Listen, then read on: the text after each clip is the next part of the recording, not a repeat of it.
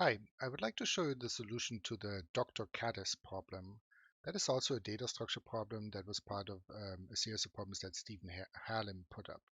So in this problem, you're given an event log of a number of cats arriving to be treated at Dr. Kattis's practice. And each cat has a certain level of sickness, and the sickest cat needs to be treated first. But once in a while, there are events where a cat gets worse, and so the program has to always be able to identify the sickest cat in this log. So to implement this, the bounds are rather high, right? So there are up to 1 million events and up to 200,000 cats, and each cat's name rather has up to 15 letters. But fundamentally, what we have to do is we have to be able to add new cats. We have to be able to quickly find cats so that we can, for example, update their level of sickness. And we also have to be able to remove cats from the set of cats being considered, and we have to be able to say which is the cat that should be treated next. That is the one that has that is sickest. Okay, so let's take a look at how to implement this. The input codes here are 0 for new cat, 3 asking what is the sickest cat, 1 adjusts a cat's level, and 2 means that a cat leaves the practice. Okay, so let's take a look at this. And I've already prepared the input set here on the right. And on the left, I've prepared an input and harness with the main function, a scanner. And since the problem bounds here are large, we're going to use a faster scanner. I also prepared a string buffer for faster output. Okay, so let's read in the log of events that is given to us and process each of them. But first, let's talk about the data structures. So there are two things we need to be able to do. We need to be able to tell how sick a cat is, and also to break ties when the cat arrived. And secondly, we need to be able to um, for each cat, we need to be able to find it quickly by its name. Okay, let's attack the first problem first. Okay, so given a cat, we need to map it. Right? So this would be given a name of the cat, we need to map it to a cat, right? So this would be a new hash map that takes in names and that stores cats as a value. Okay, so we're going to need a cat class here, and that cat class, as we'll see, needs to be comparable. We'll see that in a second. Okay, so name to cat is the hash map where the names are used to find a cat. But we also need to store those cats in the order by sickness. And to that end, we are using a tree set. Right? We use a tree set of cats because tree sets allow us to with the following property. So insertion and removal, that is O of n log n. Okay? And finding the largest or smallest element, yeah, is I think as O of log n. Okay, right. So this is why we use this class. Okay, so now let's implement this. The first thing is the command itself. That is the first integer, and then we need to interpret the different commands. So we have, for example, so we're going to have a 0 here. We're going to do some code here that ends going to end with a break, and then we're going to have that for all 4. 0, 1, 2, and 3. So 0 is as a new cat arrives. And in this case, the first thing we get is the name of the cat, right? That is the first thing. And the second thing we're going to get is the level of disease that the cat has, right? And so we need to store the cat in the cat map. So we're going to say put under this name, I'm going to store a new cat, and that cat basically needs to store the name and the level, and we also need to store when that cat arrived. Okay, we're just going to do store I here in this case. Let's implement the cat.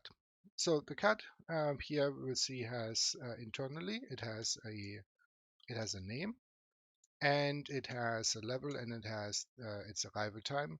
And these are in fact the three things that are passed to the constructor in this case. So level, arrival, and the cat needs to store those things in the constructor. And I wish I had a language like Kotlin that would provide syntactic support for doing that. Actually, I could use Kotlin, which is now an ICPC language. Okay, so the cat needs a comparator, and the comparator needs to compare it to another cat, okay, to that cat. And so here we need to sort by, well, the first one is the level, okay? And so I'm going to use my old trick and say integer dot compare, and this is going to be this level and that level, right? And here I want those cats that have a higher level to come earlier, so I'm going to negate this. Okay, this will be my first order of comparison, and if that reaches a result, then that's what I'll return. Now the second one will be to compare the arrival, because we break ties by the arrival. And here those that are earlier, that have a smaller arrival time, should be listed earlier. So this is the natural order. And then I'm going to put just for completeness, going to put a tiebreaker, and I'm going to compare the names. Okay, so to compare to that dot name. Okay, let's see if that already compiles, so that I don't okay, it does not because it is missing a parenthesis. Okay, that compiles. Now let's implement the part where a cat changes, where it gets sicker. Okay, so in this case, the what is being read here is actually the increment. Okay, so what do we need to do here? First, we need to find the cat. Which cat is it, right? It's the cat. We're looking at our name to cat table. We're getting the cat by that name. Now this cat's level here needs to be incremented by increment. But we also need to make sure that the cat is properly sorted in the tree set. And the only way to do this is to remove this cat from the tree set, and after incrementing the level, adding it back to the tree set. Okay. Now for so the next case is when a cat leaves. So this is the name of the cat that leaves. Then we'll simply remove that. First, we need to again look up the cat that is leaving. It's this one, and we're gonna need to remove it from the tree set of cats. I don't bother removing it from the index here, name to cat, because we know that the cat will not show up after it has left. So now then the question is, what should we output? Which one is the cat to be treated? Now I'm just gonna output the entire. Well, I'm gonna output so cats in the set, and here we're gonna output the first element. Okay, so this would be a cat, but I think we want from this cat we want the name, right? Now it could be that the cat set is empty. So if cats is empty, then the problem wants us to print something else. So let's see if we can find what that was. That was clinic is empty because no cats are in there. Okay, we'll output clinic is empty in this case. So, and this will, since we need to do fast output, we're going to append this output append, and we'll say clinic is empty. In both cases, we're going to need a new line followed by this. All right, so let's see, we can get something here, and this looks completely wrong.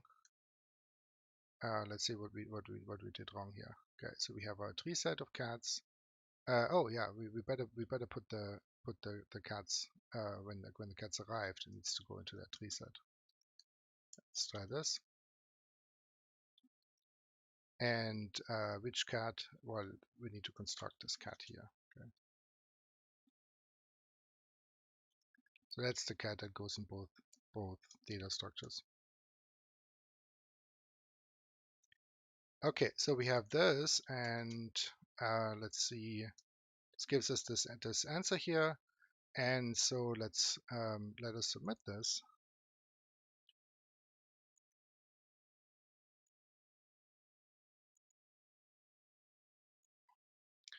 and see how well that if that works already. So again, this is a problem with very tight input bounds.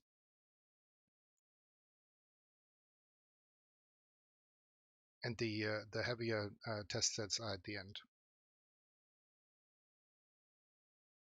Okay, good. This was accepted, but it took 0.87 seconds out of a 1 second budget. Right. So this is very, very close.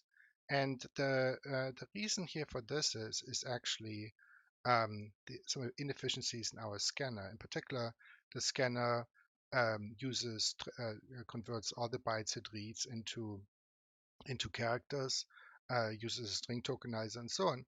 And so I'm going to spend the last minutes of this video showing you how to hack together a super fast scanner or faster scanner that maybe could do this a bit faster. Okay.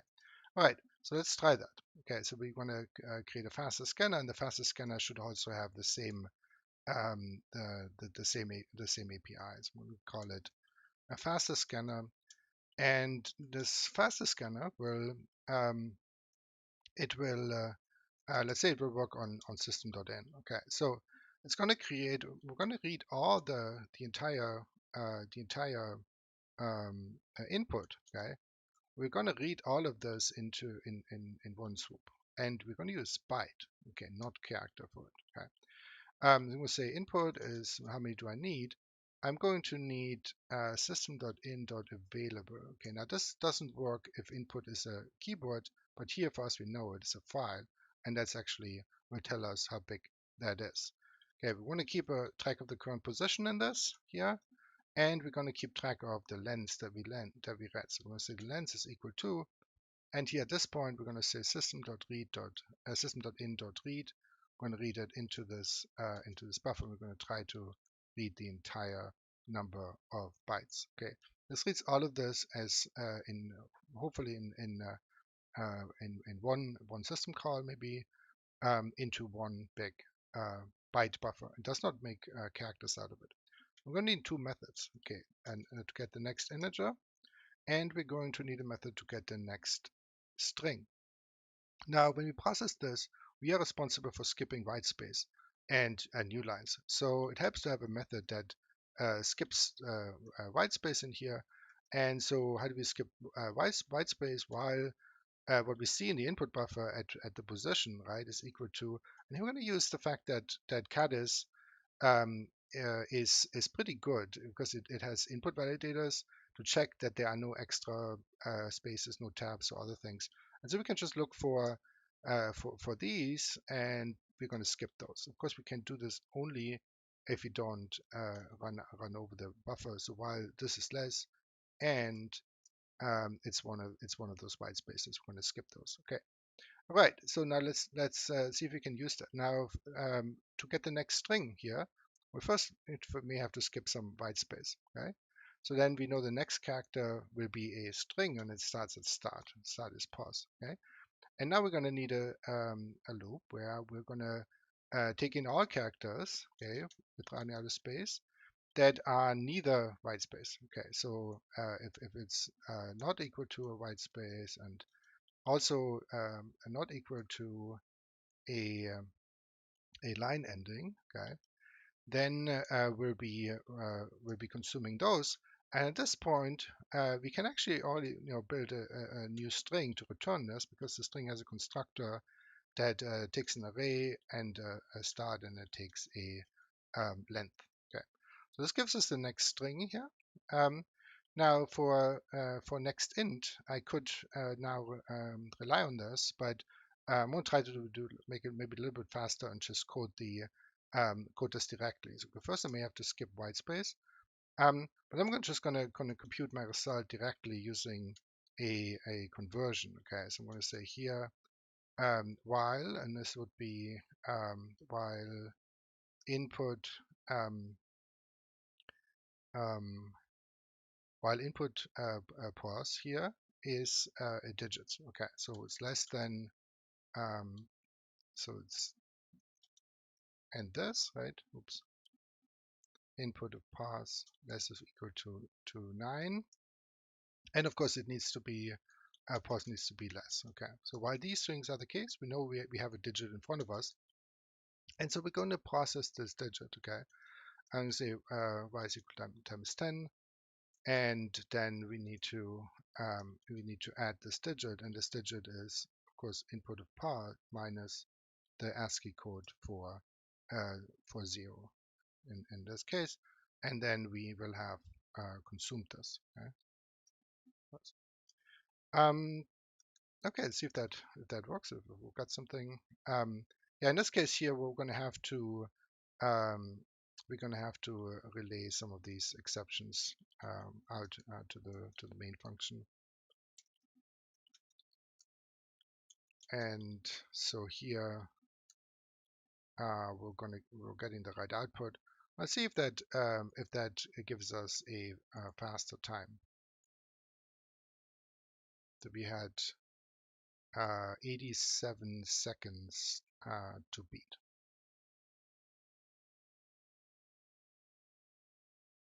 Not 87 seconds, 0.87 seconds rather. Okay, and we get 0.69 seconds. Okay, so 0.69 seconds. That shaved off what 18.18 seconds, or 180 milliseconds. And for a 1 second problem, this can be quite significant. Okay, so if you look, for example, at the 10 fastest solutions, that in fact happens to be the fastest solution in this case. Now, do I recommend that you use this in a contest? Maybe. This is not much to type here, but keep in mind this only works if, in fact, you know that the input has byte spaces, new lines, strings, and maybe ints. However, when running problems on Kattis, then you can be certain that the input has been checked for any extra spaces or extra anything. And so that's definitely something that you could rely on in this case.